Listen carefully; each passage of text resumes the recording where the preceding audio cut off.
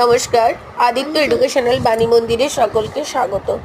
আজ আমার শরীরটা খারাপ, বুঝতে পারছো। আমি তোমাদের জন্য তবু পুঁই মাচা থেকে বেশ কিছু সাজেশনাল কোশ্চেন নিয়ে এসেছি। অবশ্যই পড়বে, এখান থেকে আসবে। তোমার তো ইহকালও নেই, পরকালও নেই। কে কাকে বলেছিল? অন্নপূর্ণা সহায়রীকে। অন্নপূর্ণার তেলে বেগুনে জ্বলে উঠলো কেন?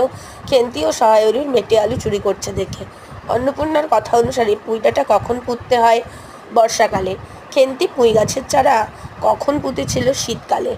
সহায়রী কোথা থেকে খেন্তির জন্য শীতের জামা এনেছিল? হরিপুরের রাসের মেলা থেকে। অন্নপূর্ণা কী কী উপকরণ দিয়ে পিঠে বানিয়েছিল? চালের গুঁড়ো, ময়দা, গুড়, এক বাটি তেল।